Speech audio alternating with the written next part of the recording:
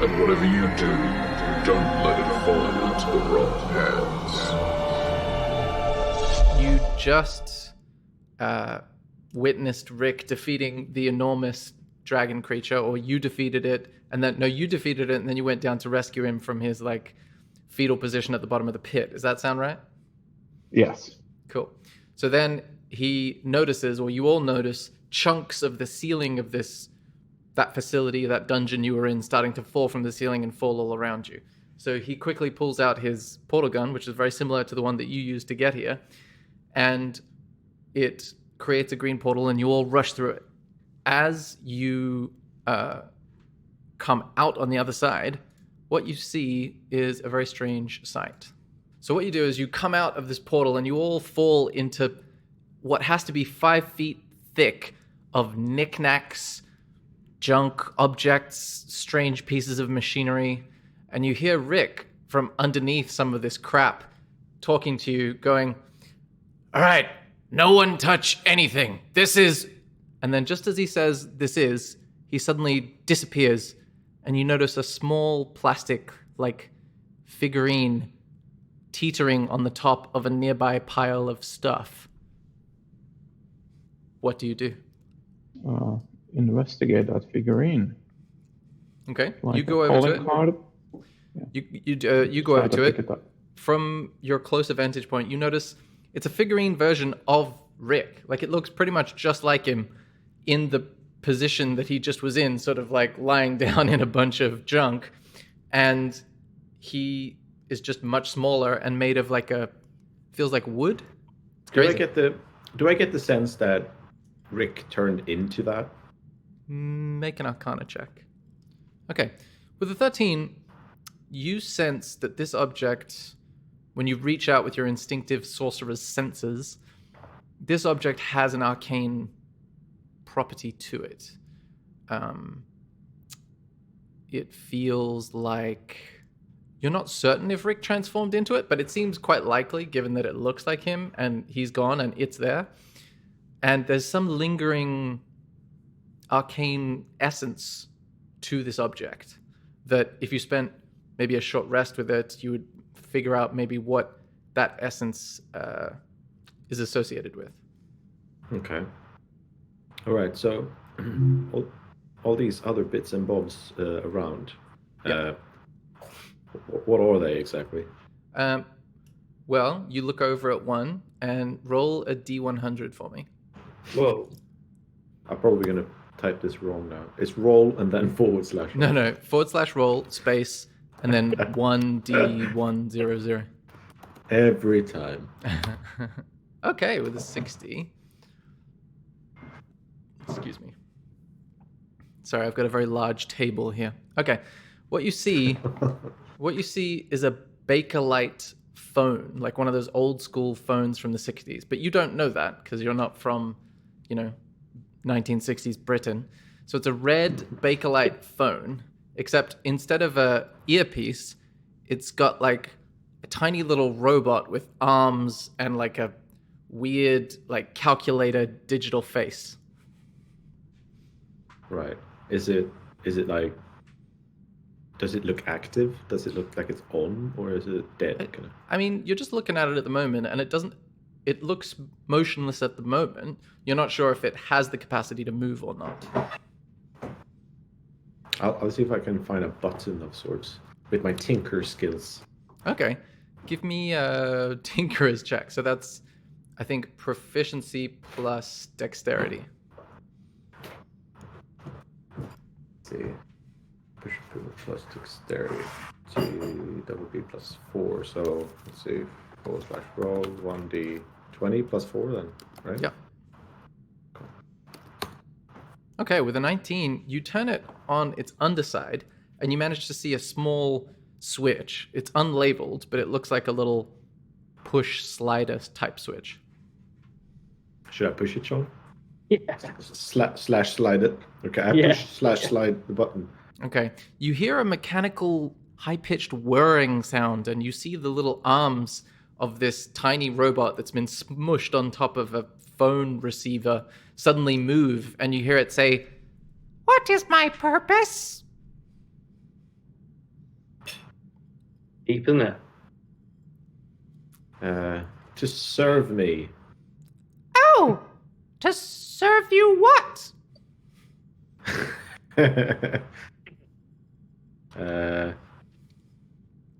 Butter. Oh, okay. And you see its tiny little arms at the end of this phone. So you know the phone has like a listening piece and a talking piece. Yeah. Yeah, this is just taken over the listening piece, and it starts to like drag itself along the ground, trying to look through the rubble for butter, but it's moving very slowly, and it makes that little like ding noise. You know when you slam a phone down and it makes that noise. It makes a tiny version of that ding, ding, ding, as it's like crawling across the rubble. Well, not rubble, knickknacks. I mean, I'm just gonna have him keep going, I think. Okay, we'll check back in with that later. Yeah. Meanwhile, can I rummage for a knick-knack? Sure, roll a d100 for me. What you find, Smorgasborden, is a small wooden framed photograph of a very old gentleman that looks an awful lot like... Make an insight check. With a 21, it looks awfully similar to Rick, but a couple of differences. Like, it looks like this elderly figure is in some way related to Rick. Mm-hmm. And the person is standing on a background that looks quite mundane, suburban. There's like a fence, like a white fence, and then there's a tree, and the rest of it is out of focus. Can I speak to it, see if it responds? Sure, what do you say? Are you alive? The photo does nothing. It's not alive. You speak successfully to the photograph, but nothing happens. I don't need to check to see if I can speak to a photograph. Can I check for like magic? See if it's a magic photograph? Yeah, if you have detect magic, you can do that, or you can make an arcana check and I'll give you slightly different information. Is detect magic a spell or something, or is it? It is. It's just like it's a specific spell that has a specific result. But if you want to make an arcana check, then that's leaning on your instincts and your teachings about how the world of magic works to try to make educated guesses. Okay. Ooh. With a 6, you don't get the sense it's magical. You could have sworn it's a photo. Okay. Or, as you Just would call it, a very accurate painting. It's quite an incredible painting. Very high fidelity. I'm just going to stick it in my pocket, save it for later. Okay, you can add to your notes section of your character sheet. Very accurate painting of old man. Milksteak's mind has been blown by my adaptation of photograph technology into this world. By the way, let's check in on the little creature. It says, I must serve butter. Ding, ding, ding. You go, guy. You little cheeky monkey. You can see now that the little curly cord that attaches the handset of the phone to the base is fully stretched out, and it's now dragging the weight of the phone in addition to the handset and itself across the rubble. I mean, I'm supporting it. Cool. That's a Toy Story. It is a bit like that, except somehow more harrowing. Everybody make Much more creepy, yeah. Everybody make a perception check. Oh, okay. So, Smorgasborden and Asker, you feel like a ripple or a disturbance in the bunch of knickknacks nearest you, and it travels sort of past Asker, past Smorgasborden, and then sort of stops moving. Like you see this little trail of vibration run past you amongst the stuff.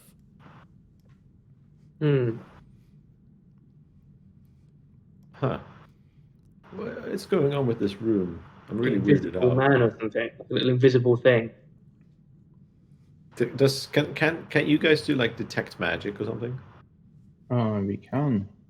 Yes. I used to be able. Maybe it's in my newly found ability to swap in and out spells. Right, well, they're checking. So that red thing on the map, is that like a door then? Yes, it is. All right. I feel Although like it's a very large, like metal door, but yes, it's a door. Is the portal still there as well, or is that closed? No, the portal has disappeared. As you guys went through it, it does the sort of like sound. Cool.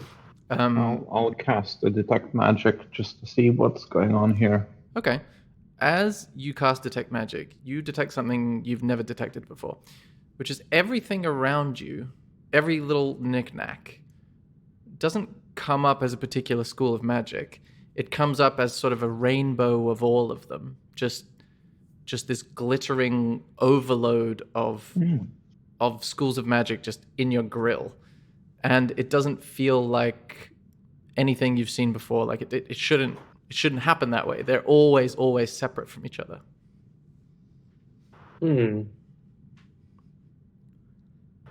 Huh. What can that mean? I don't know. Only genuine intrigue is allowed in this session. No,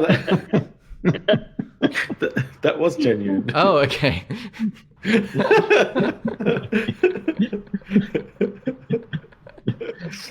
That was great. Yeah, I can see now though. How Yeah, that you can did hear it come now. up. Yeah. Whatever could it mean? I'm intrigued. Oh, dear. That'll be such a funny only rule for a D&D session to have. Only genuine intrigue. That's the only rule. The one thing. Right. Well, I'm gonna go and check on that door then and see if it's sort of open, closed, or well, locked or unlocked rather. Okay. You try the sort of metal. It's a weird sort of. It's kind of like a, this motion, like a gear with a little handle on it, and you turn it around and around, and it only goes so far. So you get the sense that it's locked, but it reminds you of like you're a tinkerer, so it reminds you of a mechanism that's like turning a larger mechanism. So possibly this door is fortified with a heavy thing that needs a small thing to turn it. Okay. So we need a key. Yeah. Well, maybe a small cog or something. Okay. As you come to that realization, you see another ripple go through the bunch of knickknacks, this time sort of between all of you, and then it disappears. It's like, imagine everything getting thrown like a foot up in the air for a second and then back down again in a line. So do I still detect that ripple or with my detect magic, or it appears as like a I don't know how to explain, but when the ripple went through me and all of us, or did I seen it coming, like that is something about to happen, or the ripple? my detect magic? Strangely, the ripple that went past you guys is the only thing that isn't this rainbow of all the different schools of magic. Like, it's a very singular, like it has a necrotic energy to it, that ripple. You could see it in a column running past you, whereas everything else is a mixture of everything. All the objects are a mixture. We should try and grab it. We should try and... I think it's like an invisible person or something. We should try and grab it and shake it. Maybe you should use an ice knife. Too soon. Yeah, that's me twice. We don't have to ask you once at all, actually. Even when we beg you not to.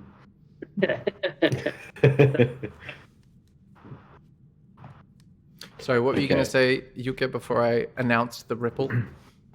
I'll just tell the little guy, the little phone guy, that your purpose has changed. It's now to find the key to the door. Okay. He says, "Oh, okay." And then instead of crawling along the surface of the knickknacks, he starts like diving down, and you see the little curly whirly cord of the Bakelite phone disappear one loop at a time into the depths of all the objects. Brilliant. And I guess, do we look? I'm guessing one of these knickknacks is going to be the key to the door, right? I'm sure there's a better way of doing it, but Do we have a Meeseeks box still, or it disappeared? Make John. where did you put it? We kept it. Do you guys Yeah, have you a will. bag of holding, or do you just hold things in your rucksack or whatever? All Rucksack. things in my other. I got a backpack. Yeah. Okay, cool. It's probably in your backpack. Okay, so you look in your backpack and you see that there is indeed a Meeseeks box in there. Should we use the Meeseeks box? Yeah, just ask him to keep going till he finds a key. You have the box though. Who does, me? Yeah. Oh, okay. Oh, in that case, I'm going to usher forth a Meeseeks and ask him to. I've got to be careful how to phrase it, because if there is no key, he'll keep going forever, and then he'll end up turning on us. So I need to make it so that it's it's logically sound. I need to ask him to go through all of the. Before you continue, you press the button on the top of the Meeseeks box, and you see a puff of like sage-colored smoke, and the Meeseeks appears and says, "I'm Mr. Meeseeks. Look at me!" And then, as you press the button and release it, the box goes and disappears, and you see the Meeseeks say, "Oh, I've never seen that before." So the box has vanished, but the Meeseeks is there, and you can give him the carefully worded command you were going for. Okay, cool. So there's no more. It's like we can't ask for infinite wishes anymore. It's gone now. So this Meeseeks, we're going to ask him to sort through all of the various kind of knickknacks until he's found a key. And if there is no key, then that's okay. Can he as well just order those knickknacks in like alphabets? Wow. You can tidy up so we can look around what's there as well. You're in like Take a while. It's like a 5 foot deep in places, like bunch of junk. And as the Meeseek says, "You got it," and dives in to swim around the junk after the little creature made out of a Bakelite phone, as he dives into the rubble, you see an enormous skeletal head like poke its way out of the rubble and attack you. Everything happens. You need to roll initiative. Are we all? We're not back to Matt's HP, are we, after last time, or are we? No, you haven't rested yet. No. Okay, cool. I didn't know if leveling up made you do that. No, I mean, if this was a video game, it would, but Yeah. That's, otherwise, no. all my references are via video games, basically. Everything I think do or don't know. Cool. So we've got Asker's initiative. Remember to select your icon. Yep, Milksteak's in there. That's what I'm doing. Some strong rolls so far. That's a cool symbol though for that skeletal worm thing. Yeah, it looks pretty badass. And now you suddenly realize what those weird ripplings running through all the junk was. It wasn't an invisible dude. It was foreshadowing. Well, not so much foreshadowing as you were. I suppose it's foreshadowing, yeah, but it's also just shadowing because it was there. It wasn't a prophecy of it arriving. It was literally there. Cool. So let's add this thing. Cool. For a second, I thought, 3 characters. Maybe I'm waiting for someone. No, that's everyone. Cool. So Bone Naga. the first person to react is the Bone Naga. So the Bone Naga is going to. So many choices, so many options. Okay. It is going to try to charm Milksteak. So we're going to cast it like that. Interesting attack. Okay, so you need to make a wisdom saving throw, and you can do it with advantage. And you hear the Naga say, welcome to my domain. Maybe you would like to stay and help me sort through everything. But then with your 22, you suddenly think, that sounds like incredibly boring work. Why would you ask me to do that? And you resist the effect. Ooh-wee. And it is now Smorgasborden's turn.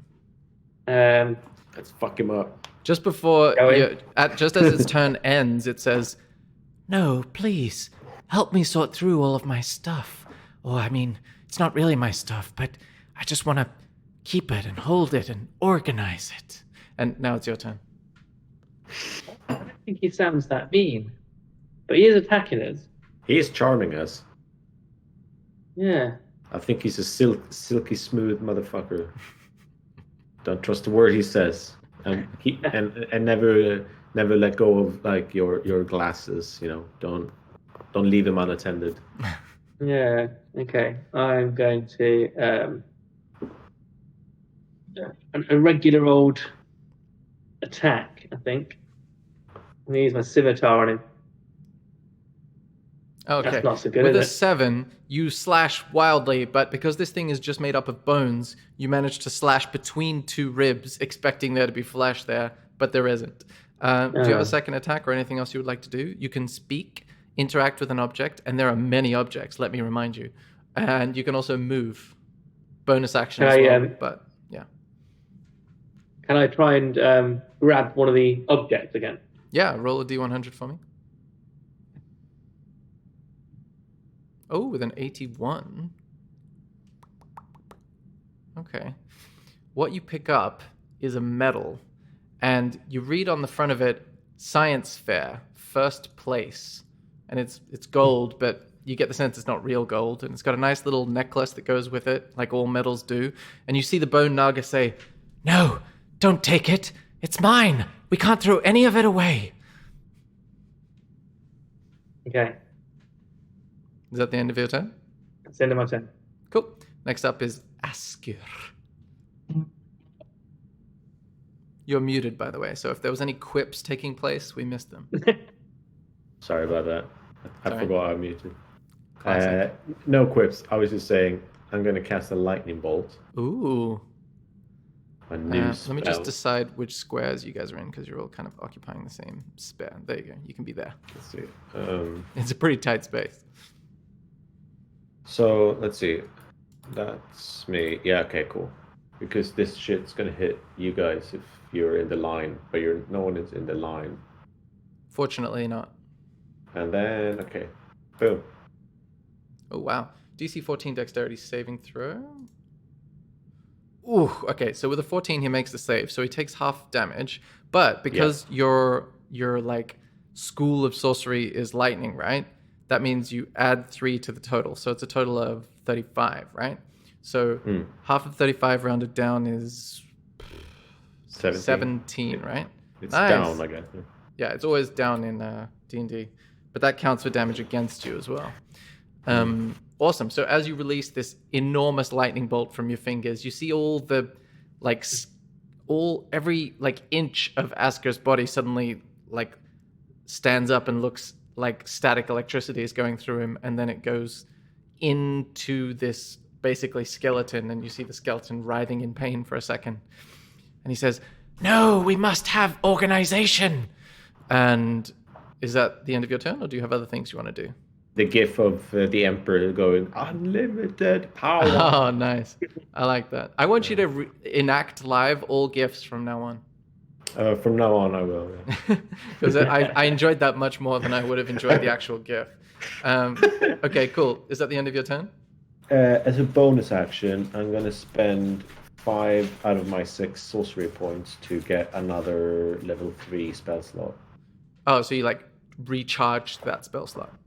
Yeah. Nice. Using spell slots, too. Brief golf clap for using the mechanics of D&D. Well done, everyone. Cool. Next up is Milksteak, the strong silent type in the corner. What would he like to do? I'll cast a hold person on him. Well, technically, this is not a person, so that spell you would know would not apply. He's a There is humanoid, spell, yeah. well, because he's not a humanoid. But if there's a spell called like Hold Monster, which there is, then you could use that in this example. You have a moment where your druidic teachings come back to you, and you go, "Ah, damn! Ah, gosh! The tree that taught you everything you know." On it. Okay, you're going to cast Frostbite. So it needs to make a Yeah. Constitution save against 13. So it makes the save. So what happens? Read the text of the spell for me, please. If Target must make Constitution saving throw. On a failed save, target takes 1d6, or in this case 2d6 full damage. Okay, no.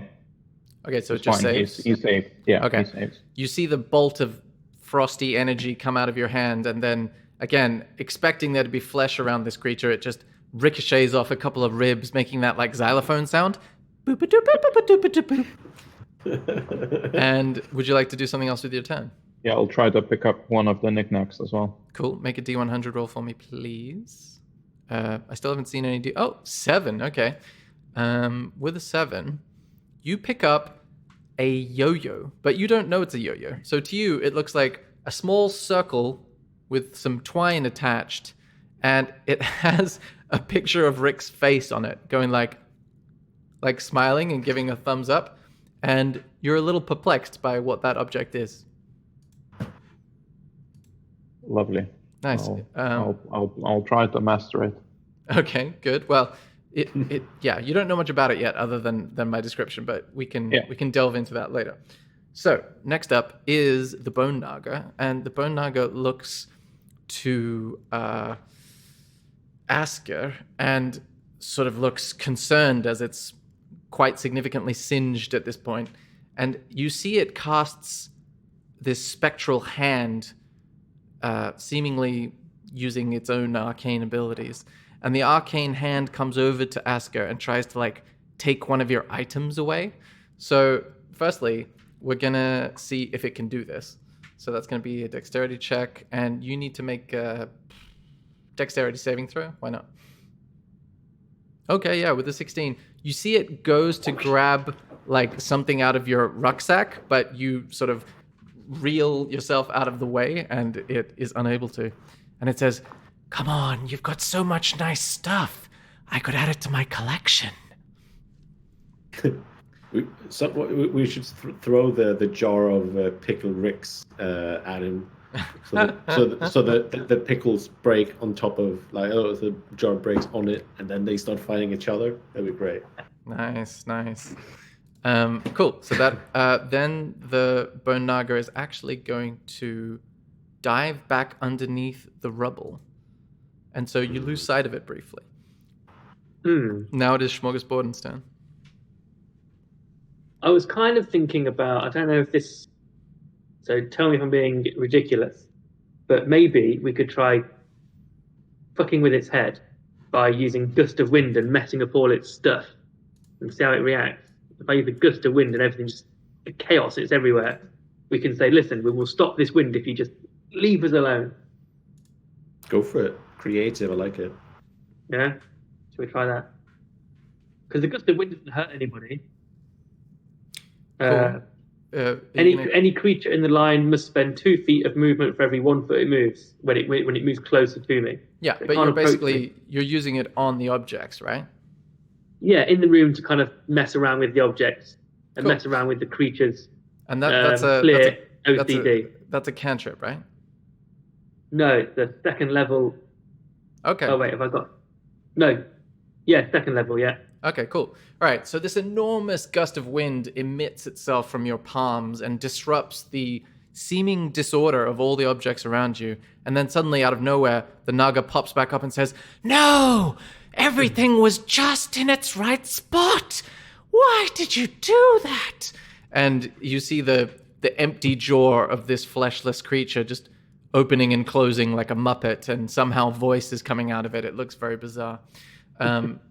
So you've successfully revealed it again. Is there anything else you would like to do? We can tell it that we'll stop the wind if it doesn't attack us and tells us what the hell it wants. Okay, make a persuasion check.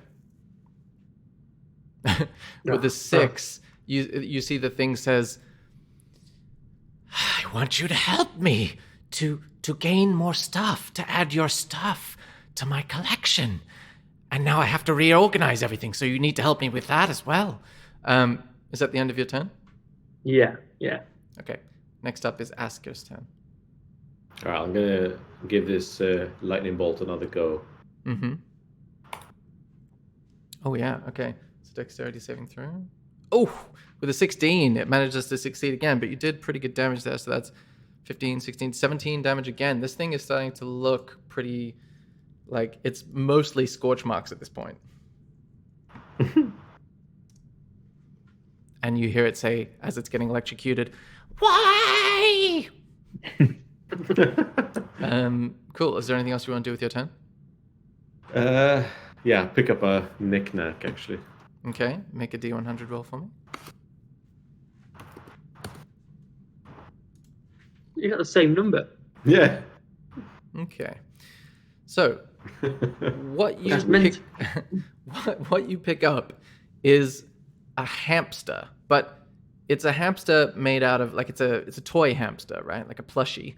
And on one of its eyes, it's got like a red cyborg eye. Yeah, a cyborg hamster. I'm keeping it. Okay. I'll investigate this further later. Okay. You can write in your notes cyborg hamster. I said hamster, right? Sometimes I get my ground rodents confused. Yeah. Cyborg hamster. Sweet. Nice. Oh, okay. by the way, Yep. so all the stuff, like the 10,000 gold in gems and rubies, that's gone, right? We don't have that. Yeah, That's- from the Rick and Morty world. Yeah. Yeah, that disappeared, and you heard like a weird laughter. Like there was all kinds of weird shit going on in there. But your gold and gems from your card that you drew way back in that mage's house, you still have those. Okay, so it's just the notes. So the diamond tiara of fire and the Carmen Miranda ball. Are all gone. Yeah, they are no longer with you. But the as you realize this, you also realize the novelty of them should have made you suspicious from the beginning. Cool. Is there No anything else you more- wanted? Who's talking? Don't have. So I can just get rid of it from our inventory. Yeah, if it's got a ridiculously gaudy name and description like it should be in a rapper's video, then chances are you don't have it anymore. So like a vial of sickly sweet vomit gone as well. If I live what? Sickly sweet vomit, that's gone. Oh no, you still got that. Oh right, it's just a treasure. Yeah, I think that vomit was one of the characters you encountered vomited, and then you scooped it up into a jar. Yep. Yep. So, like, Yeah. no, that you still have that. It's organic matter. It's the other things that you don't have. Let that vial brew. We've been carrying that a while. It's gonna age like a fine wine.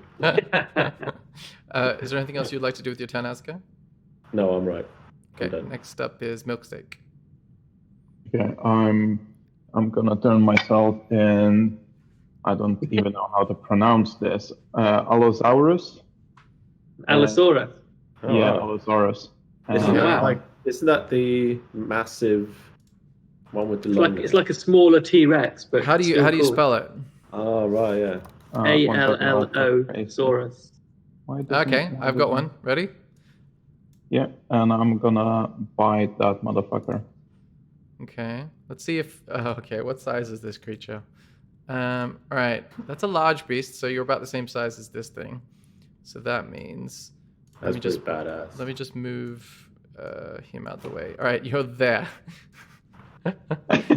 Everybody have a look at the Allosaurus. He looks kind of friendly. Like, I'll have a beer, please. Cool. And It looks like he's saying, "We need you." Yeah, exactly. You're gonna bite him, right? Do you mind if I roll for you because I got the thing right here? I just rolled it. Oh, you did. Nice. All right, you're so on top of shit. Yeah, with the 22, you hit. Roll damage. 19 piercing damage. Nice. You see this thing looks on death's door as you crunch down on most of its bones and give it several fractures that are gonna take several months in a cast to recover from. Nice. And now I'm gonna use my tiny little raptor hands. I'm gonna start rummaging through the trinkets. Okay. Are you just looking to pick up a specific one, or Just to annoy him. okay? You definitely annoy him, and as he's sort of writhing on the ground in his skeletal state, he says, "No, don't disrupt the order." And is that the end of your turn? Yeah. Okay. Bone Naga's turn. it is going to try to command Smorgasborden. So that means you're going to need to make a wisdom saving throw. Oh wow. Oh, yeah. With a natural 20, he says, donate. And you feel it resonate in your mind, but then you resist it easily as, why would you listen to this skeletal guy? Okay, cool. So that happened. Penetrate this. Sweet. So then it is going to... No, I think that's the end of its turn. Okay, that's the end of its turn. Smorgasborden's turn. Okay, I'm going now to. No, can't do that. It's two. I'm going to ice knife it. I have to give it an ice knife. Of course. You know what? Now that I know I can change my spells, next time there's going to be much less ice knifing. I'm gonna love this. Yeah, go on. Okay, so I think we realized that it's everyone, including the one you throw the ice knife at, that needs to make the dexterity saving throw, right? Yeah, so you miss with the ice knife. It hits the wall, and then everyone needs to make a dexterity saving throw, including the Aliosaurus and Asker. And what's your DC, Smorgasborden? DC. It's in your spells tab, and it should say at the top next to all the other stats. It'll say like spell save DC. 14. 14. Save okay. DC. So Milksteak and Asker both fail. So they take 5 piercing damage and 6 cold damage. And the creature managed to save, so it avoided it entirely. As these shards of ice just slam into your dinosaur and human... Are you a human or what thing are you again, Asker? I'm a rock gnome. As your gnomish form is pummeled with ice shards. I'm dead, by the way. Oh, you're dead. What health were you on from that fight? 10. Okay, you see Asker's body just slump against the various knickknacks, and at that moment, you see the sort of telephone robot smushed onto the top of the handle crawl its way out and say, Master, no! Cool. Particular. Is that the end of Smorgasborden's turn? Yeah, sheepishly, yes. Okay, Asker's turn. Make a death saving throw for me. It's just a d20. Okay, that is a failure. 1 out of 3. Next up is Milksteak. You see a little bit of blood trickle out of Asker's ear. Next up is Milksteak. I'm gonna try to bite him again. Okay. Oh yeah, that definitely hits. And as you crunch down with your dinosaur jaws, you basically crush the skull of this Naga, and its last words are, "There was so much more stuff to add to my collection." And it dies. Lovely. Finally. Oh, stupid bitch. Nice. So you see Asker continue to bleed on top of the pile of stuff. Can I now cure wounds? Yeah, definitely. Cast it in the VTT thing, and it'll tell you how much he heals by. Yeah, okay. So you have 7 hit points, Asker. Awesome. As you feel life re-enter your... You're still negative in my 2 actions, but not dead. Nice. Oh, I love back. Iceland. Thank you. Oh man, I'm getting rid of that. I got a little bit worried there for a second because this is the second time I'm like last time I was rolling for these death fail thingies. Failed every time, didn't you? I died. You know? What do you mean last time? What do you mean last time? I mean last time I rolled, not the same character though. Which character was it? Asker C134. Oh, yeah, you're right. I totally forgot about that. That would have been so funny. And there was no clone around to take your place. Nope. Okay, so you find yourself continued to be in this thing. Awesome. And I as reckon you a long rest would be nice. Okay, you can begin to think about a long rest, and as you settle down, you see the Meeseeks pops up from the rest of the rubble and says, "I found this. Does this help?" And he holds out what looks like from Wile E. Coyote and Roadrunner. It's just a series of sticks of dynamite with a little digital clock on the top. Is the clock ticking? No, it isn't. But it also has like a little note scrawled on it, what appears to be in like marker or pen or something. And it says, superheroes are lame. I mean, do we want to try using that and blow up the door? Is there a little blast radius is and how far away from the door we can get? Can we just bury ourselves in the pile of stuff? Also, the Meeseeks goes and disappears. That's it. No more Meeseeks. That you I'm right know there. of. I think we can just use it. Yeah, I mean, Yeah. I kind of want to heal first, though, because if we take damage from that, I don't want to die again. Yeah. So should we do a rest in here? Because if we can't leave, nothing else can come in, and hopefully the Naga was the only bad guy. Yeah. Cool, That's yeah. good, right. You take the first rest, and I'll guard you in my lizardy Allosaurus. form. How long do you stay in it? I think wild shape, you can just stay in it as long as you want, right?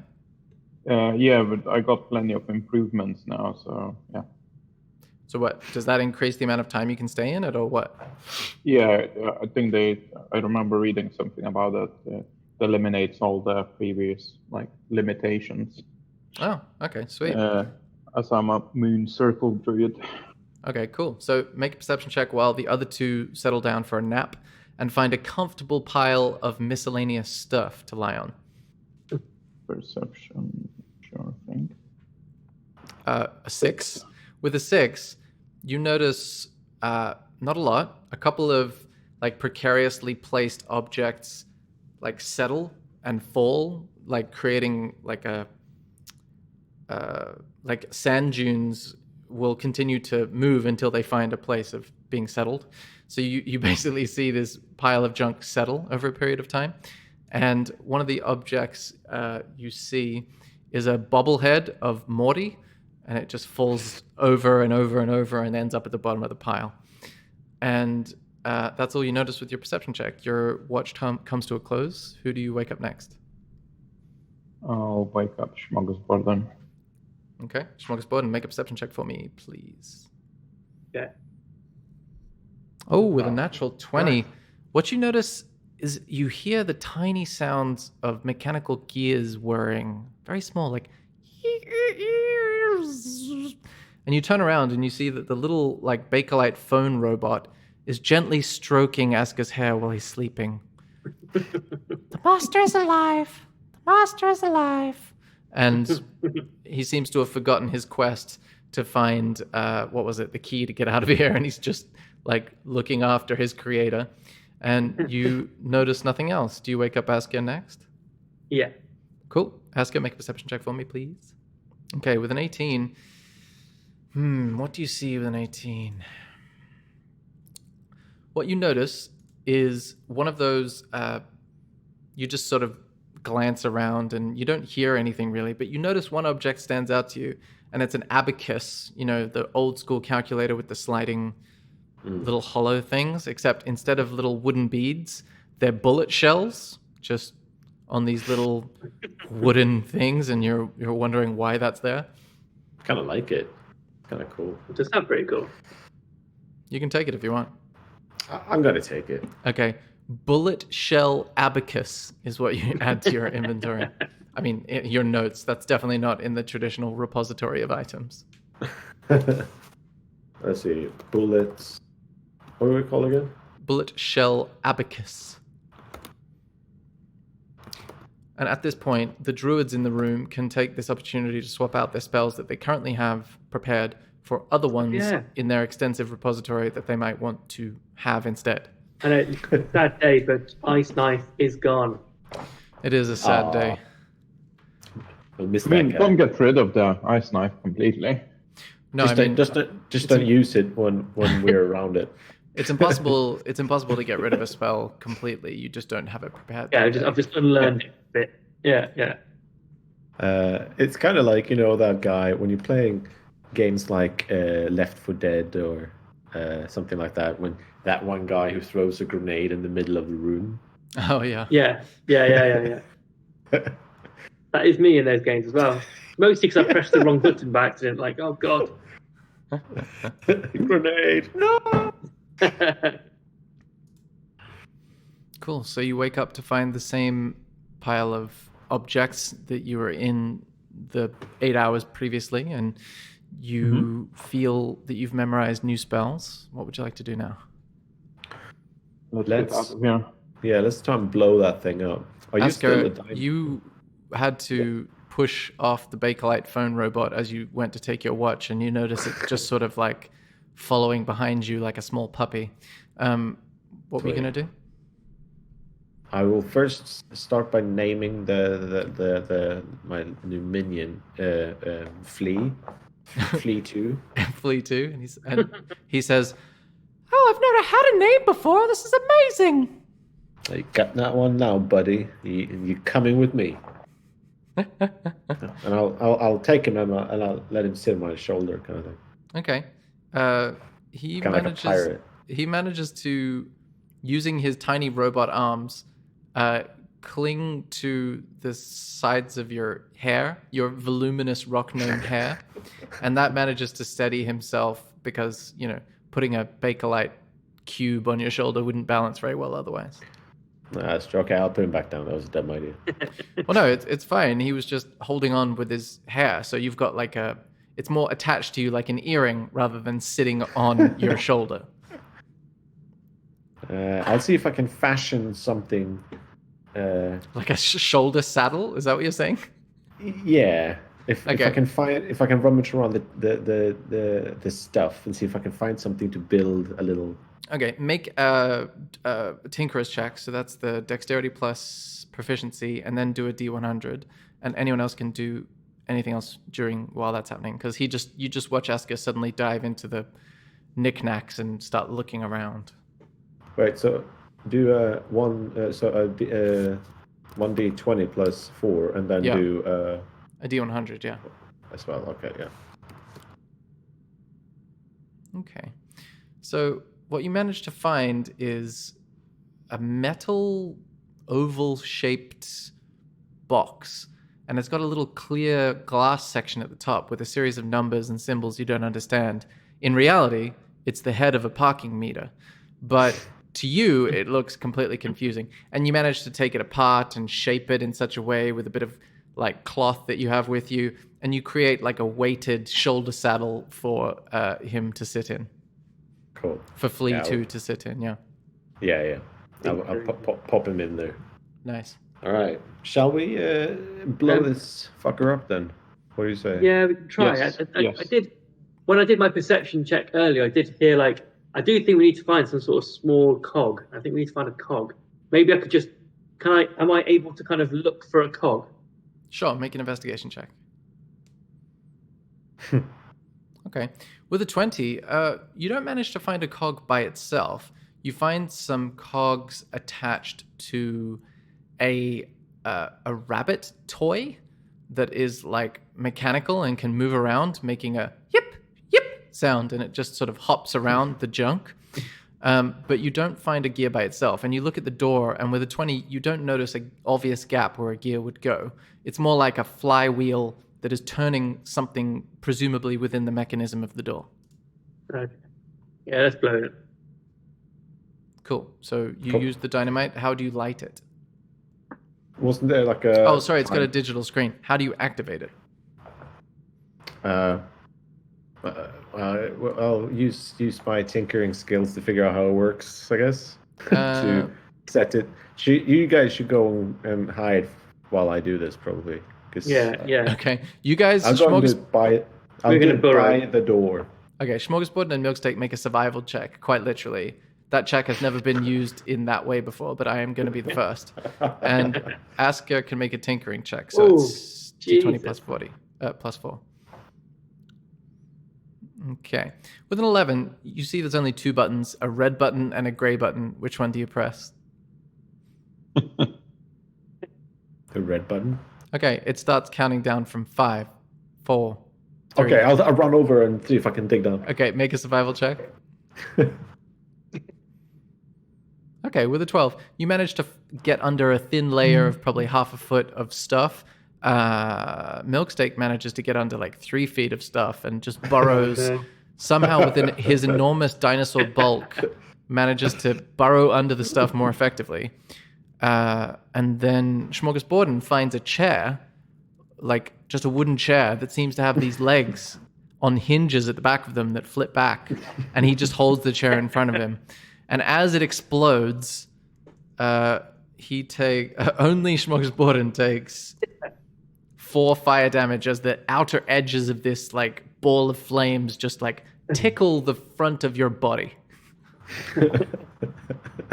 As the smoke clears, you notice the door is just a wreck of metal parts.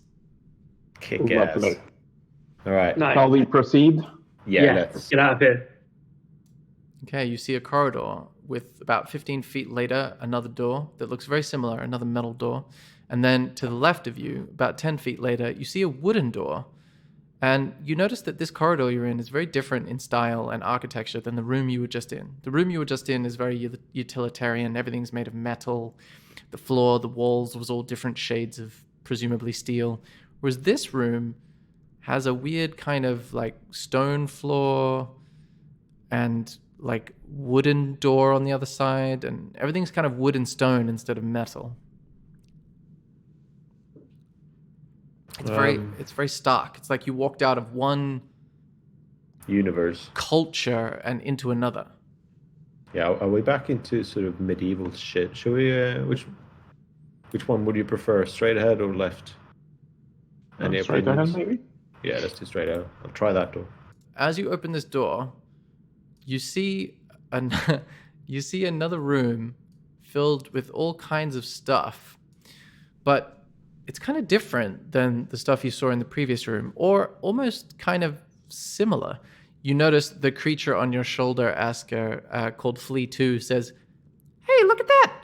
And he points to another thing that looks like a phone with a robot attached to the top of the phone, but very poorly done. It looks like it was carved from marble with a little wooden robot at the top, but obviously it's not a robot, it's just a wooden shape that's meant to imitate almost the creature on your shoulder. And you notice that throughout this junk. They seem like imitations of the stuff in the room you were just in. So, Is it connected something with our copies that we met before? Possibly not. maybe. I mean, do we bother going into a room that has poor versions of stuff we already left behind us? Yeah, it's intriguing, but there's nothing there really, is there? I don't really want to go inside. I'm sure there's going to be another snake thing in there or something. Yeah. I'm gonna try to open this top door. Okay. You're my- a dinosaur, bro. Make Yeah, a I'm dexterity house-trained check dinosaur. with disadvantage. 1 second. Dexterity. With your dinosaur stats, Allosaurus stats. Okay, with an 18, you reach down your tiny T-Rex arms, like craning your neck and head against the door to try to get close enough, and then you manage to open it successfully. Oh, perfect. Lovely. Nice. That's better than I've ever kicked down a door, which would be the opposite. I never succeed. Cool. So you walk out into a corridor about 10 feet wide, and it seems again to be made of stone and more consistent with everything you've seen after you left that metal room. So yeah, stone and wood and stuff like that. And you notice weird carvings on the walls on either side of you. The carvings look like a spiral, just sort of a spiral in black paint, just going into the very center of itself. Everybody make a perception check. Okay, let me just have a look at the results. All right, so with a natural 1, Smorgasbord needs to make a d20 roll to see how bad that is. Asker rolls a natural 20, and Milksteak rolls 19. Okay, so with a 20, With a 20, that's... I just rolled 20. That Oh, yeah, you got to roll / roll 1d20. Did that work? Yeah, I think that. roll I think that 20. Nice. Rolling d20. Okay, so with a 14, yeah, it's not too bad. Basically, you, instead of perceiving the world around you, you just sort of are enamored with this giant dinosaur that's suddenly beside you, and you look really closely at its skin to see what's going on there, and you just get fascinated by that, and you ignore everything else around you. But Asker hears, before anyone else, footsteps coming from sort of the northeast, presumably down this corridor here. And you also hear, just footsteps from this direction. And then a couple of seconds later, Milksteak hears it. I'll go investigate. Okay. What you see as you look down this corridor is 4 Intians holding weapons. And as soon as they see your dinosaur frame poking out the side of this hallway, they yell out at you, "Hey, who goes there? Stop!" What do you do? Okay. How far are they from me? Like, in terms of The feet? first ones are 10 feet, and the ones after that are more like 50 feet. 50 feet. Okay, perfect. So I'm gonna charge at those that are at 50 feet, Mm-hmm. and they're gonna need to do a. Wait, these Okay. Entians, isn't that those Jesse and those guys? No. They look very similar to them. It's hard for you to tell whether they are or aren't them because they all look kind of the same to you. But it's that race, right? It's that race. Right. So they are potentially friendly then? You don't know. No, of course, yeah. Okay, so I'm just gonna investigate what's going on, and I'm gonna claw them after rushing for 50 feet. So they're gonna need to do DC 13 strength saving throw. You'll have to go through the first 2 in order to get to the ones that are 50 feet away, and the ones that are closer to you, you basically have to beat them in an athletics contest to see if you can just boulder past them. Do you see what I mean? Yes. Not sure if I can check that. Athletics is just strength. So if you roll a strength check, I can see whether they successfully tackle you or not. Okay, yeah. With a 16, you just barrel straight past them and they say, "Hey, stop! What?" And you... How much movement do you have as a Allosaurus? 60. 60. Okay, so you can make it there. And you're saying you charge these other 2 at the back, right? Yeah, and they need to make a DC 13 saving throws, basically doing like Strength save, okay. Yeah. Oh yeah, they make it with a... Well, actually, that's the first one. The second one fails with a natural 1. Okay, so the one on the left resists and the one on the right fails. What happens when they fail? they get knocked down in the prone position. Okay, so the one on the right is prone. I'll say... And I can Yeah, do go on. the bite attack against him on top of that as well, because he failed that one. Okay, cool. Oh yeah, that hits for 17 piercing damage. Wow. Okay, so... And first time I'm doing this, so sorry. Okay, so the first one was claw and then bite. So we're just doing them out of order? Is that fine? Yeah, doesn't really matter, because basically if I'm charging and I'm knocking someone down, I get 2 attacks on him. Okay, cool. The claw unfortunately doesn't connect, as your tiny arms can't reach down to this prone creature, because I assume you were attacking the prone one? Yeah. Okay, cool. So that's the end of your turn, and now we're in turn order, so everybody roll initiative. You don't necessarily have to fight if you don't want to, but this will just govern the actions of what is going on. The Allosaurus is the first to react. What would you like to do? I'm gonna speak with them. You okay, buddy? I don't I'll think... initiate a conversation now. I don't know if you speak as an Allosaurus. I don't think your vocal cords can No? produce language. Oh, okay. I'm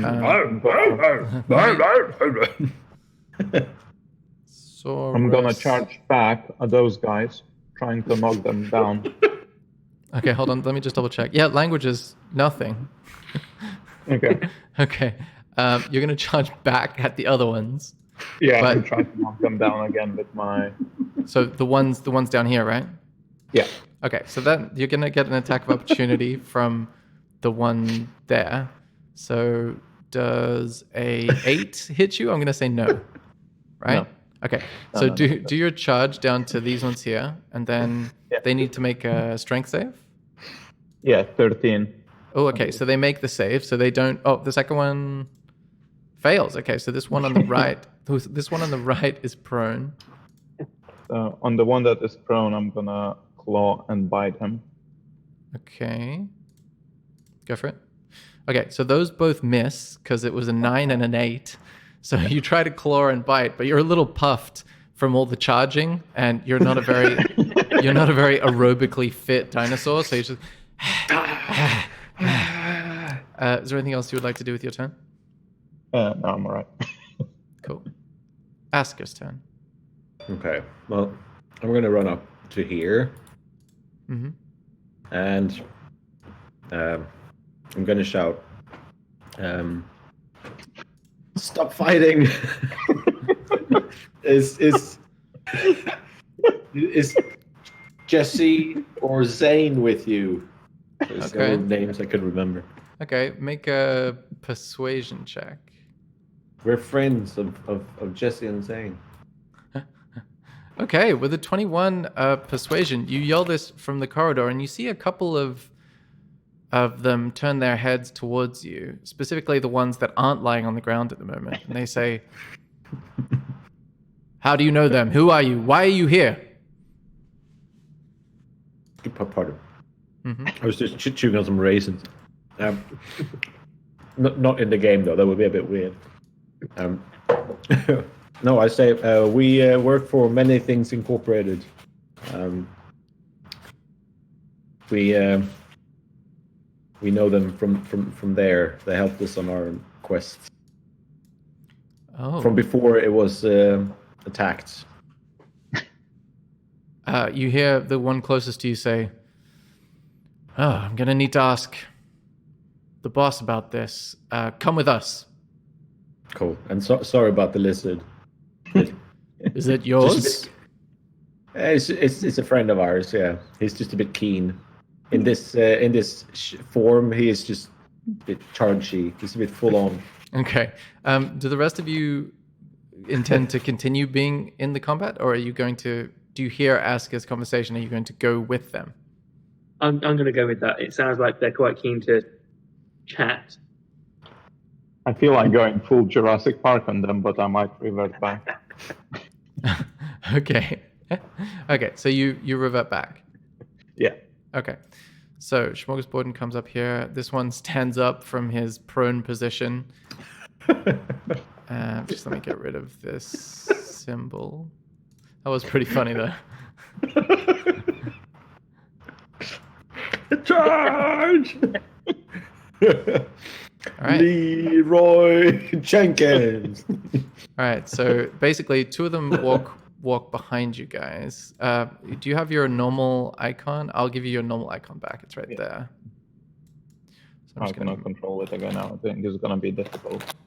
You can or can't Uniform. control Milkstick. Oh no, I can. Sorry. Okay, cool. So they basically walk in front of you and behind you, and they take you in Trap. this direction. Well, you get the sense based on their uniform. I mean, to be fair, they look just like every other one of these creatures that you've seen. And they take you in this direction. So as you walk through this presumably facility, you're not really sure what, but it looks quite different to the other place where you've seen Intiants before. And you're a little perplexed. And they don't say anything as they just sort of walk you through. You see these portcullises on the left of you as you come to this intersection, these things here. And they look very sturdy, like you wonder what's going on here to require that kind of gate. And then Something dangerous. Yeah. walk you up to this point specifically. And then two of them walk up some stairs to the right. And you hear a metallic noise. And then this portcullis in front of you is removed, and you can, or it raises and you can go through it. So what you see is, and they take you to these really grand looking double doors with a lot of gold relief and things of that nature on them. And the two in front say, "Wait here." And then they disappear into these doors. And the two behind you just stand there motionless. Cool. A couple Should of we go minutes. Couple of minutes pass. Well, the doors are closed behind you. You can go in if you want, but I'm saying that's how they left you. Yeah, let's go inside and see who the boss is. Okay. Yeah. You go. We'll defy them instantly. You go inside, and you see that it's only been 10 seconds or so. So they turn around and say, "Hey, we told you to wait outside. What are you doing in here?" Well, Orders you from know, you. we waited, but then it took so long. It's only been 30 seconds. I hadn't even finished my description of time passing before you went in. Okay, I'll go back outside again. Okay. All right. 2 minutes pass, and you hear the doors open, and the two creatures come out. The two Intians come out and say, "He will see you now." And then they stand on either side of the door, like thusly. Okay, so you guys can walk inside. So very official. Mhm. Yeah, isn't it? I quite like it. As you walk in, Fuck you up the see, boss. you see this very grand sort of pool of water. And then you see a couple of doors on the right, and then you see a long corridor leading to two more gold emblazoned double doors that you presume is the way you need to go. Yeah, let's go there. Okay, you go to the double doors. And inside, you see a very old Intient, sort of standing in a very plain-looking room. Like, based on all the gold doors, you would have thought there'd be a bit more pomp and circumstance going on. But it looks kind of like where you would sleep if you were a nun or something. And he says, "Welcome." I'm Now, gonna get into his bed, by the way. he says, "Ah, yes, you are welcome to take your rest. What is it that brought you here? If you worked for Zane and for Jasmine, how did you survive the attack?" We were off on a mission when the attack happened. We thought at least we were attacking the, what were they called again? And there's kind of weird tentacle creatures. Clockwork? Yeah, The clockwork drones, like the pentadrones. Yeah. Yeah. That's it. Inventor. Yeah, so we were off to fight them, and when we came back, it was just rubbles. Everyone was gone. Oh, I see. It sounds like you have served us well. Were you one of the One-Eyed Jack's groups that we had hired out of that outpost? Yes. Ah. And how did you get here? You're in the depths of our facility. People usually try to come through the front door. We teleported in. I see. You clearly possess substantial abilities. What is it that you would like to do? Would you like to continue your employment? Is that why you've sought us out? Yeah, sure. I kind of want to know what happened to the guys and what was up with the pentadrones and all of that stuff. Make a persuasion check. All of us, I would assume. Just ask her, unless the rest of you are saying or doing something that you feel. I mean, Milkstick's sleeping in his bed, so he's not really contributing at this point. Yeah, I'm just having a rest. Yeah. Hard life being an allosaur. Okay. So with a 9 persuasion, you notice he says, well, as you know, we've been fighting with the drone quadrant for quite a while. And you get the sense this guy's very old. He's the only Intient you've ever seen that looks different, other than obviously Zane, who's got a bit of a construct robotic quality to him. This guy has a beard down to here, like a Fu Manchu beard. It's intense. And he says, we've been fighting with the drone quadrant for a long time. They clearly came in numbers and with a force that we couldn't handle at that particular outpost of Many Things Incorporated. Where you stand currently is another one of our facilities, and this is not typically where we hire one-eyed jacks or send them out on assignments. This is more of a different kind of facility. I'm a little at a loss at what I need to do. Do you mind if I give you all some accommodations and then I try to contact my colleagues? I'm not accustomed to dealing with this. I have no idea how you guys get your assignments. How did that work? In cards. Yeah, we got these cards, and then we was sent out through some crystal ball thing to different places to, pop stuff into the cards. Oh, interesting. So that's where But I'm still kind of more keen to try and hunt down those tentacle guys. I'm still keen on doing that fight. Yeah, or at least work out what they were, because like they were slightly suspicious that they might be the enemy. Like everyone's like, oh, they're awful. Then we were in their lair. There wasn't as many as we were led to believe. No, but then also maybe we were sent to the wrong place, or make a insight check, both you and Smorgasbord. God damn it. Okay, so Asger, he doesn't give away a lot on his face, this old guy, so you find it a bit tough to read what's going on. But Smorgasbord, you notice a little twitch of his eyebrow that makes you think that he's received new information. And he says, so there weren't as many drones in the quadrant. You were sent there to disrupt their raids, and you noticed there wasn't as many as you expected. Yeah. That is interesting. Again, I need to contact my superiors. Would you be happy to be put up in our guest quarters until I can find out what I should do with you all and what assignment to send you on? Okay. Sure. Cool. So I find this bed quite comfortable, so can I stay here? He looks at you and he says, unfortunately, I need to sleep in that bed. I can show you a much larger, more grand room to stay in. It's fine.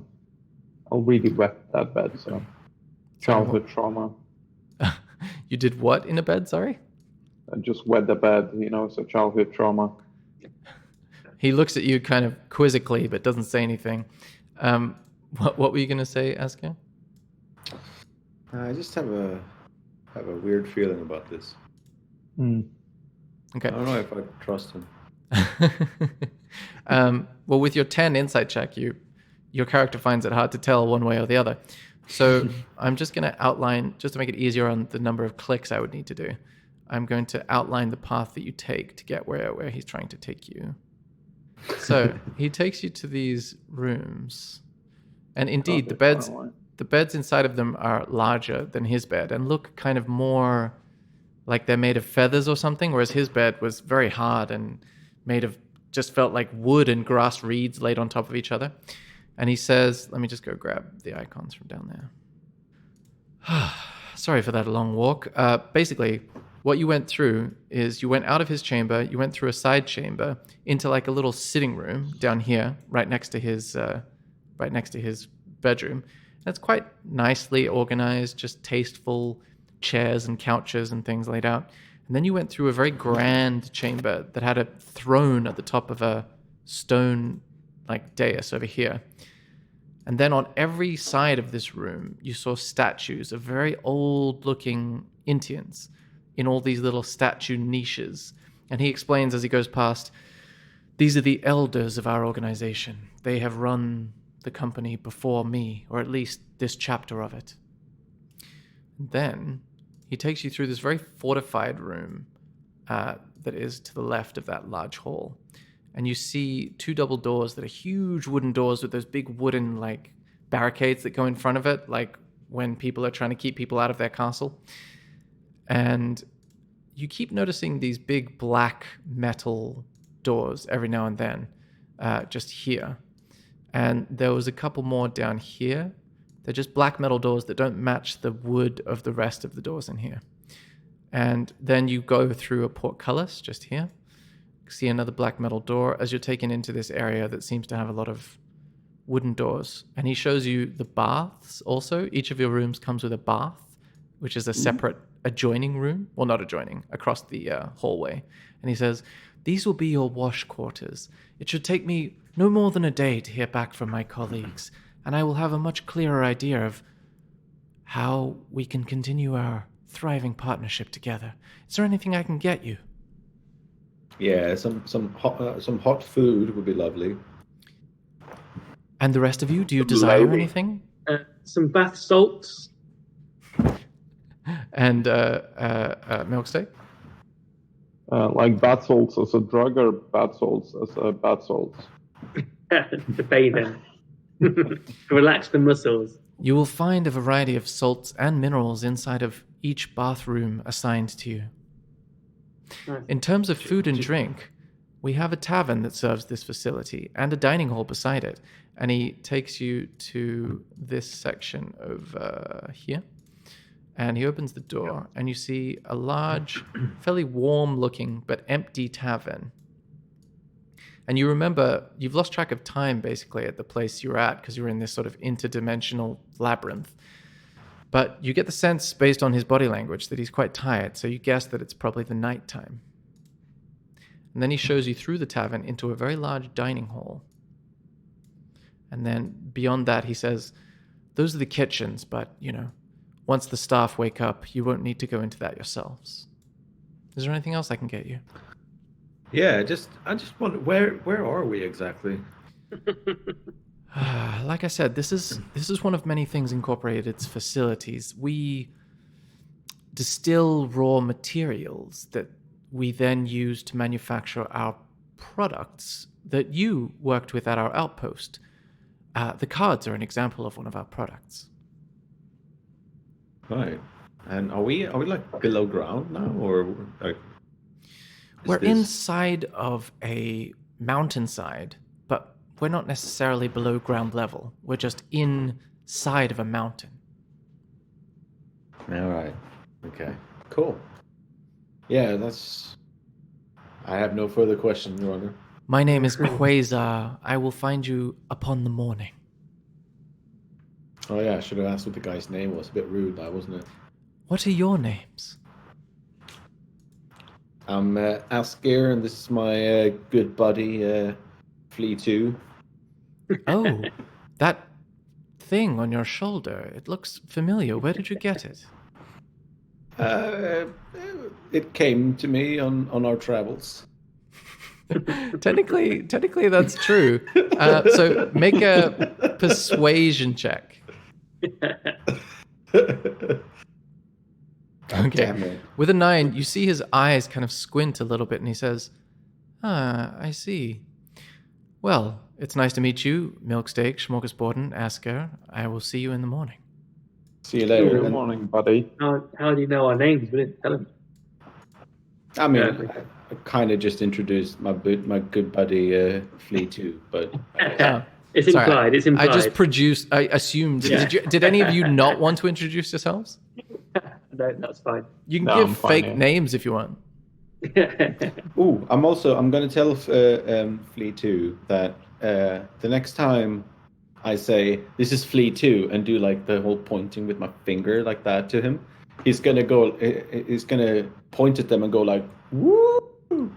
Okay, you see the creature try to mimic you with its tiny robot arms and says, "Woo!" That's... Oh no, okay, he's going to say, fuck yeah. So he's going to point and then say, fuck yeah. You see his tiny little robot arms, and you hear the mechanism go, "Eep," and he says, "Fuck yeah!" That's it. There you go. That's the one. That's the one. We found the slogan. Cool. So you guys have this seemingly empty guest residence at your disposal. This is also what's called in D&D terms downtime. So you're not currently being threatened by anything. You're not on the clock, really. So if you would like to do anything like read one of the books that you've acquired or work on a skill that you would like to improve, that's something you can do. Oh, Milksteak, can I have the little Rick statuette so I can ponder over its arcane abilities, see if we can figure out Sure you can. how that works. Sure you can, buddy. So yeah, I'll go to my room, pour a bath, and ponder over the situation with Rick's statuette. Nice. Let's put you in the middle one, just for fun. And as you ponder the statuette and put it in the bath, Goblet of Fire, Harry Potter, Egg, Triwizard Tournament style, Exactly. Yeah. you come to the conclusion that this is not a figurine, this is a rickarine, and it will grant you a +10 to any intelligence-based check once per day. And you realize it's because there is still some lingering intelligence inside of the rickarine that reverting to an inanimate object has not quashed.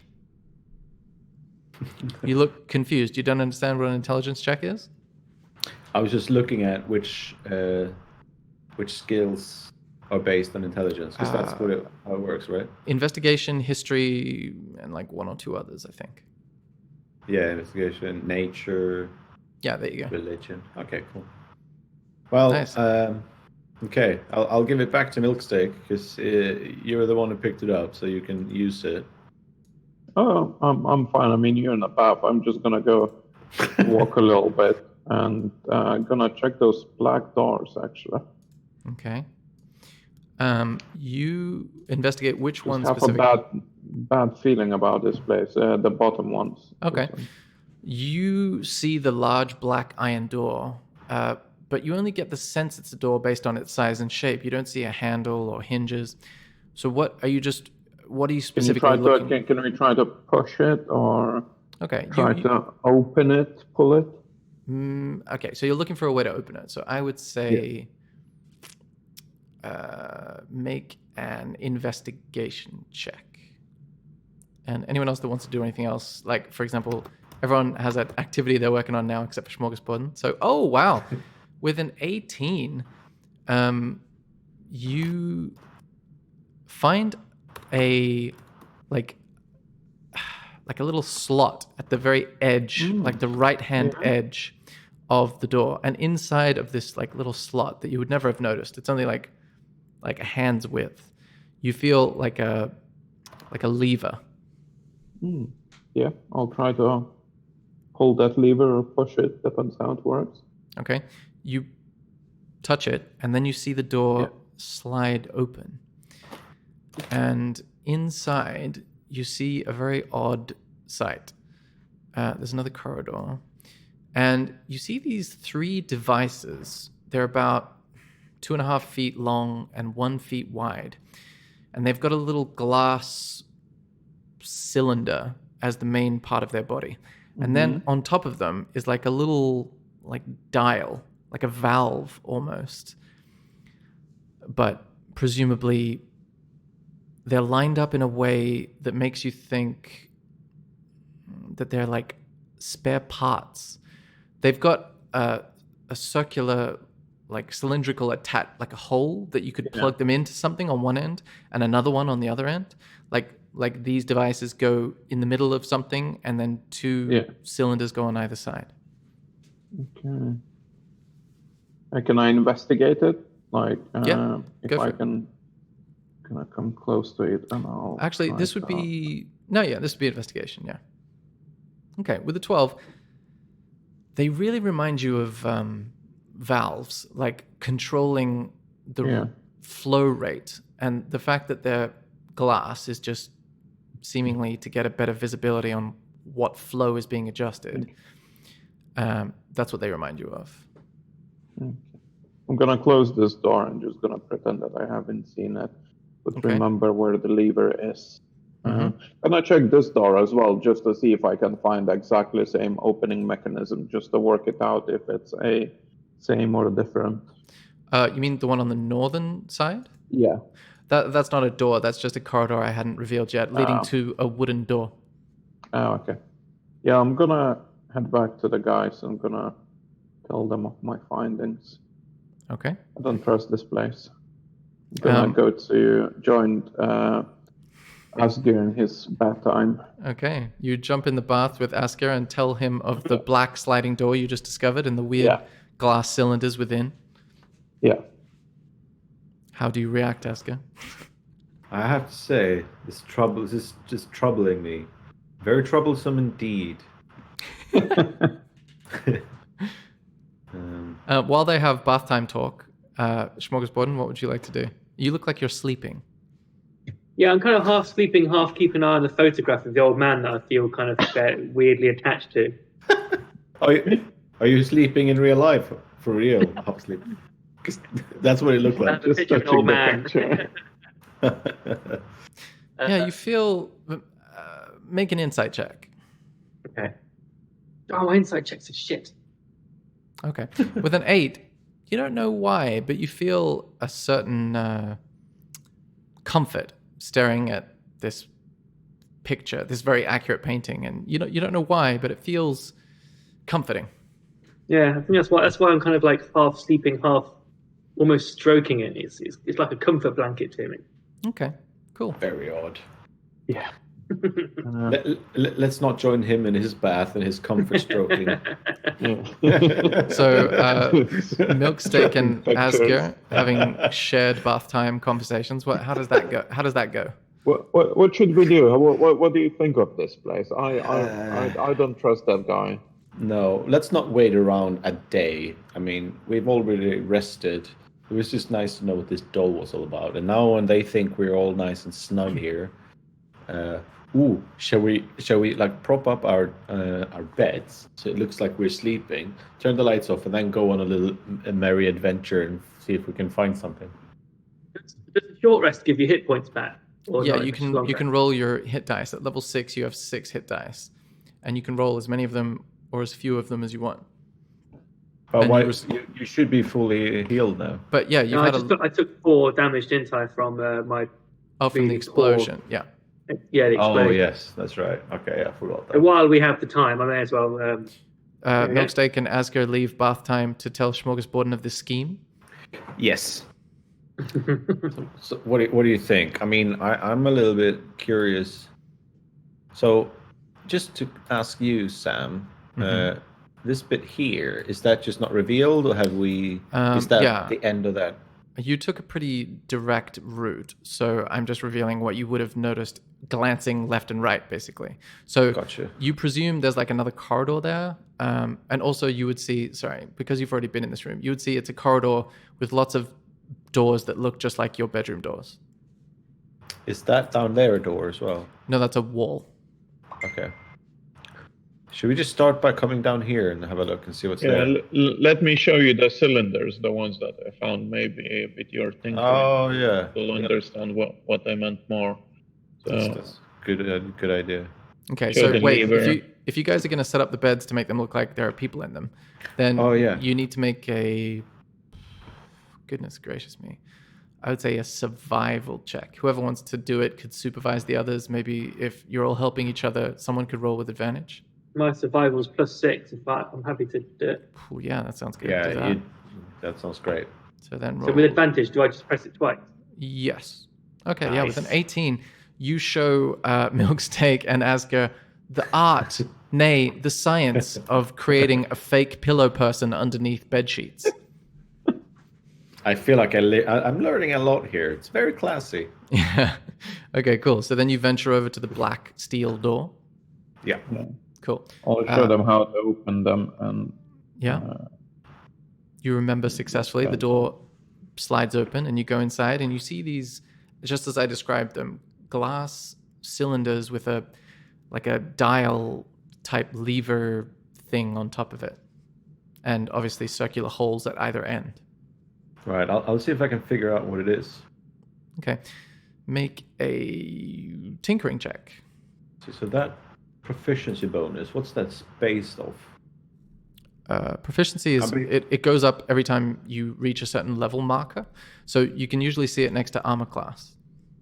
I was just thinking if that intelligence roll, like the +10 intelligence. Oh, actually, yeah. If you wanted to do an investigation check, then you could use the figurine.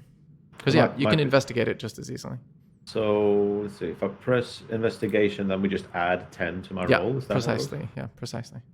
Oh, Oh, yeah, 29. Okay, so now the figurine can't be used until you've had a long rest, but you feel Yeah.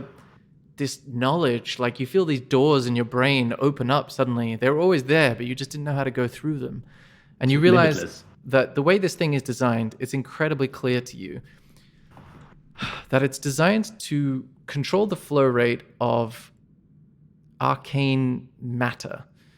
It's hardened in a way that makes it resist transporting stuff of that potency. It's not just like controlling the flow rate of water. This has been made to control the flow rate of something more dangerous, and it's required a glass object that has been imbued with various hardening properties. Okay. Hmm. There's nothing really anything sinister about any of this, I guess. No. This Not this yet. not yet. All right. Well, I guess you kind of understand what that is. I mean, I'm keen to go here, but also just immediately to our south, like these big doors. I'm kind of wondering what's on that side too. Where do you guys want to go? Yeah.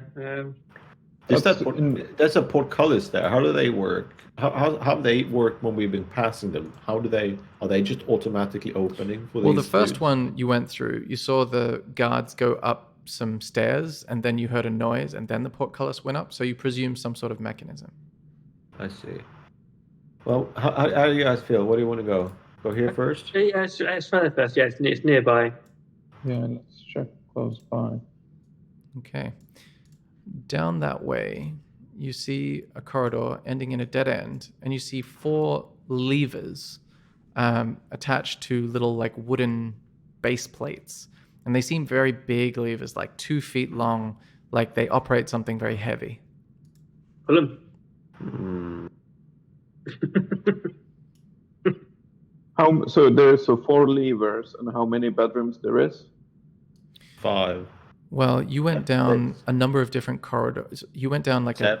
a U-shaped corridor, and you saw 1, 2, 3, 4, 5, 6 doors Okay. that presumably lead to bedrooms, and 3 doors that lead to bathrooms.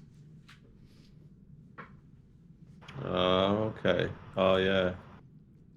So that's 1, 2, 3, and then probably 4. No, there's 4 levers. Yeah. If you're gonna just try to push one lever and just see if anything happens to one Yeah, of it'll our. happen. Yeah. Mm. Okay. So when they do that, I'll go and stand in the corridor here to see if I can hear anything from any of the rooms when they're pulling the lever. Cool. Okay, Let's which- pull one of the lever. The one closest to you? Yeah. Whichever. When you pull the lever closest to you, you feel a slight vibration, a deep booming vibration in the ground and the wall to your left. And you hear like a ratcheting metal sound, like a click, click, click, click, click, click, click, click, click, click, click, click. And a grinding of metal against stone, like a... And it sounds like something big is moving. And Asko, you don't notice any doors moving or anything like that. But Asko, are the make a doors- perception check. Are these doors open, by the way? Well, it's however you left them when you left them. Probably we left them closed, but I'll go and I'll do this perception thing. But let's see. You can do it as you're moving if you have places you want to go. Yeah, I just wanted to like push them all open a little bit so that I can hear, and same thing down here, which we haven't seen yet, but see if I can push them open a bit so they are ajar, so I can see if anything or Okay. hear if anything's happening in there. Okay. You push them all ajar. You don't notice anything other than your incredibly convincing pillow people. But as you come towards this top bedroom and push it open, you see an Intient come out of the bedroom to the right of you and say, "Who's opened the gate? Who are you? Why are you here in these quarters?" What do you mean? I live here. This here is my room. I went to the bathroom. Make a deception check. I went to the bathroom. You'd be surprised how often that comes up. Oh yeah, with the 21, he says, yes, you must be a guest of ours. I'm so sorry. And he shuffles away really quickly. All right, Go on. I'll sneak after him. Okay, make a stealth check. I'm thinking I might need to club him or something. Yeah. Oh, you're doing well. You're rolling well. Oh yeah, stealthy as fuck. What would you like to do with this stealth? I want to sneak up behind him and I want to try and knock him out. Ooh, nice. Okay, with what? Let's see. Where's my stuff? With the hilt of a dagger. Okay, so make a dagger attack roll. Yeah, with a 17, you hit. Now I say make. No, I'd say that hits. So you knock him out because it was a surprise attack. He wasn't expecting it. He hits the ground. Sweet. Okay, I'll tie him up with a bit of rope and gag him. Okay. And then I'll take him into. Ooh, I have a plan. Maybe let's put him in a bath under the water, all tied up. Let So- him drown and then untie him. And just like, it's a natural cause. Why can't we just suffocate him without putting him in the water then? Oh, yeah, that's true. Also, it's gonna be. I also bashed him in the head with the dagger hilts. Oh, yeah. Any good I don't- medical investigator will piece that together. Although, does this culture have medical investigators? That's the question. Ooh, let's go and put him in the room behind with the black doors, because he won't know it's us, right? Let's not put him. Basically, what I'm saying is, let's not put him anywhere near where we are. Yeah. Because do you want to kill him? Because I feel like let's not kill him yet. No, I don't think we should kill him. Maybe let's put him somewhere in a kitchen or something bizarre. Oh yeah, no one is gonna. He literally said earlier, no one is gonna be in the kitchen until they wake up tomorrow morning. Yeah, let's go. Let's drag him into the kitchen and see if we Do can they find. have fridges? Maybe we can just put him in a fridge. Yeah, let's see if we can look for a fridge. Okay. You go to the kitchen and you look for a fridge. You don't see a fridge, but you do see two doors to the south side of the kitchen. Let me just show you them. Yeah, do you see them? Yeah. I'll try to slightly open and just sneak, see what's inside without opening fully. The one on the east side or the west side? On the west side. Okay. That one appears to be empty. Okay. I guess- And check the other one quickly. Mhm. That one appears to have large barrels in it, presumably storing food or drink, given this is close to the kitchen. Perfect. Let's leave him there. Yeah, let's see if we can find a barrel that fits him. Okay. Not a barrel of acid, just a barrel. You open the barrels? Is that what's happening? Yeah. One barrel contains red wine. One barrel contains rice. One barrel contains what seems like sauerkraut. Another barrel contains water. And another barrel contains a sort of maize, you presume, based on the smell of it. And the last barrel is empty. Ooh, I know what we should do. Maybe let's like stuff some sauerkraut into his mouth and let's splash like red wine on his chest so it seems like he's been binging a little bit over the night. This is such an elaborate Dexter-style setup. It is. Yeah, let's do that. Okay. Let's do the scheme. Okay, you set the stage so it looks like he broke into the larder and just gorged himself on red wine and sauerkraut. That happens. We're the worst guests. Okay, cool. All right, now that's taken care of. I'll tell them about how he came out of that room, talking about why we opened the door, and he came from like this room here, I think. Yeah. Yes. So let's go and see where he came from. Like, what did he see when he talking about that opens? Very well. You go inside his room. You see a very simple room, much like yours. You get the sense that they're all kind of made, but you see they're all made kind of similarly proportioned. But this has more personal touches in it. There's things like the bedspread is a mixture of colors that looks like it's been knit. and it depicts like a mountain landscape. There's a couple of knickknacks on a shelf. One is like a carved wooden figure that looks to be made of like cloth. It looks kind of unnerving to see this innocent looking carved wooden figure, but of like a wraith or a black swirling mass. It's very strange.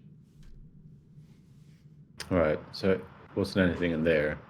Do we want to steal his shit, or are we okay? I think it's definitely enough. Poor guy. Like they're living really modest life. I'll check this door here then. Okay. There must be something. You must have been. Yeah, you must have heard something nearby Yeah. to know Who's there was opening movement. I guess You- we all heard it. You check the door in what way? If it's locked or if I can push it open. It does appear to be locked. Is it a normal door? It's a wooden The- door. It looks like just like all the other ones. Like you guys could lock your room doors too. You just didn't choose to. I'll see if I can listen if anyone is on the other side. Okay, make a perception check. Okay, with a 9, you hear your own heartbeat and very little else. Okay. I'll try and pick the lock then. Okay, so that's proficiency plus dexterity. Although, are you proficient with thieves' tools? I think we said you have them. I think we said you are. So go for it. Okay. It's kind of like a tinkering check anyway, really. Okay, yeah. With a 16, you hear a click.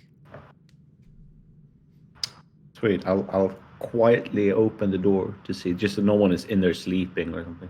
Okay, you open the door and you indeed see an Indian in there sleeping. Okay. I'll In a close barrel. Put him in a barrel. Get some sauerkraut. we put them in incriminating positions in the kitchen, and they will never want to talk about it. open. They will never admit to any of it. Okay, I'll quietly close the door and signal to the others that what happened Okay, or what is it, just so we don't run around shouting. cool. So what door is it? Something down here? Because Where? Yeah, those are look like their main door because Sam was saying that it was had like one of those barricade bits that you put slot in. yeah, and I mean, should we check that door too? I'll go down and try that one as well. Yeah, it's definitely going to be just a bedroom, but just in case.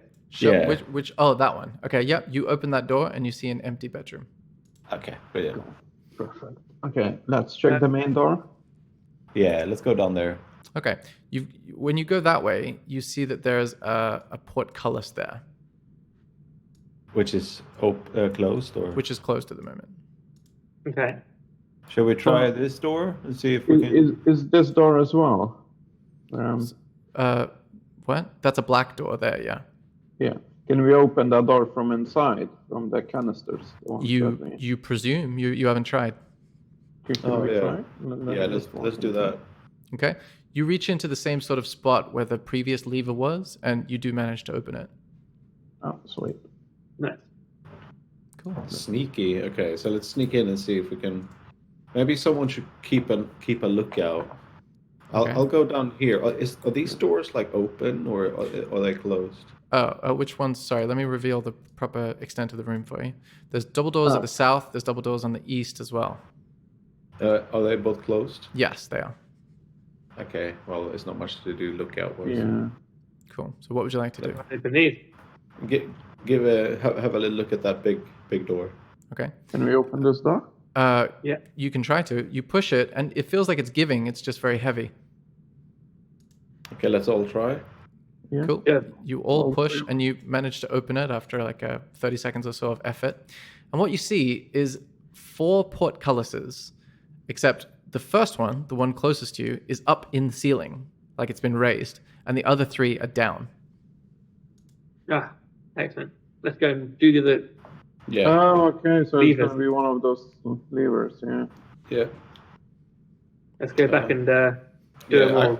I can run back and you guys stay there. So I'll go back and I'll pull those the ones that they haven't pulled, the levers. Okay. You pull them, and you hear a series of loud metal scraping sounds, and you watch the portcullises raise, Milksteak and Smorgasborden. What do you do? Wait for the next two. Okay. What do you do, Asker? I'll come back down. Okay.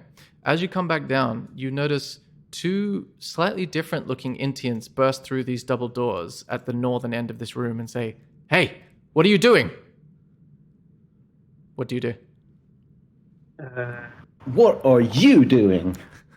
The portcullises are opened. The gate is open, and where have you been? Come over here and fit. Yeah. Make a deception check. By the way, the portcullis is like halfway up by now, so you can theoretically go through them. Okay, with the 22, they say, I didn't realize we were needed to attend you. Go off and see if you can figure out who did all this.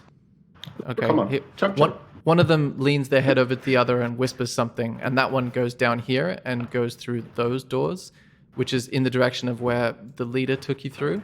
And the other one sort of like stands there looking concerned, but doesn't make a move to stop you, but also doesn't go to do what you said, figure it out or something. He clearly doesn't understand that instruction. Cool. So that's what you're at, this weird kind of stalemate. What do you do now? 22 deception. Wow. All right, we're gonna go and investigate and figure out what's going on. So you just stay there and keep guarding. I'll tell him. I see. That's what he says. And then shall we just go before more people show up? Yeah. Cool. Yeah, You guys leave? Yeah. Okay. You see, as you leave, you notice that the old guy has come back through the doors with the guy that left to go through the doors to that direction and says, "Hey, what are you doing? Wait, I haven't spoken to my colleagues. Wait, I haven't spoken to... Where are you going?" And Let's get the fuck out of here. as you run out of the facility, you're greeted on either side by a huge mountain cliff face. And I will describe the rest of it on the next session. Well done. Well done, guys. That was truly, truly bizarre. So weird. I love that like Milksteak was almost curious enough to think, yeah, what are these cylinders? What's going on in here? Everything feels I don't trust this place. Oh well, might as well leave. It went from curiosity to fuck that. Fuck it. Great.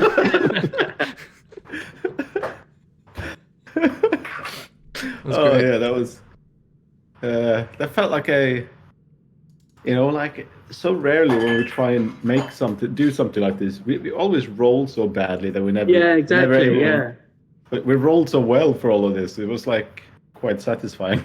It was good. It's interesting. It's interesting how the rolling can make such a big difference to the whole kind of complexion of the game. I have just learned how to do cure wounds. Ooh, that's going to be helpful. Yeah, I've been looking for that since the beginning, so I'm glad there is such a thing. So once you've learned it, is that then part of your repertoire, or do you have to add it or something? Because you're a druid, I think each time you have a long rest, in the morning, you can change the spells that you have memorized for that day. And because you're a druid, I believe you have access to all the spells.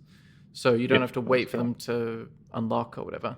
But when you level up, sometimes you get access to the ability to have more than an additional simultaneous spell memorized. So it just expands your ability to memorize spells per day.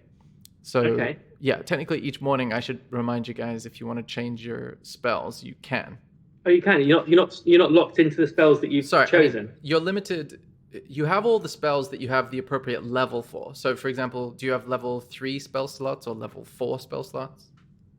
3, it says here. 3. So basically, any spell up until level 3, you can memorize that morning and swap out one that you already had memorized the previous day. You just got to wait for the other ones to unlock. But other than that, all the choices are available to you. Oh, I see. Oh, that's interesting. Yeah, it's like the busy work of being a powerful creature. So in my known spells, it's got cantrips 3. So obviously I've got 3. They're my things I can use without using any spell slots. And then prepared spells, I've got 9, and then 56 known. Yeah. So you know, So like 56 or 56 plus 9 or whatever, but you've only memorized 9 for that day. right, okay. And does that mean, is that the equivalent of it saying prepared? Yeah, prepared means memorized. It's like saying in your time as a druid, you've become familiar enough with nature to know that there are 56 things that you can tap into, but each day you might only need some of them for certain situations. Okay. So I can click on, let's say, for example, enhance ability. I've never used that. I can take that away, and then I can add, hold person or something. Yeah, that's a handy one.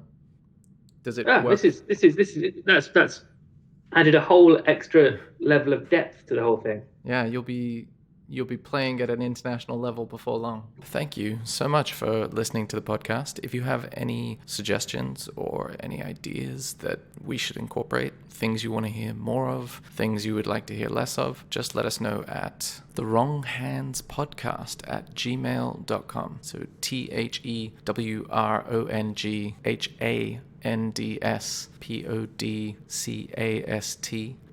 THEWRONGHANDSPODCAST@gmail.com.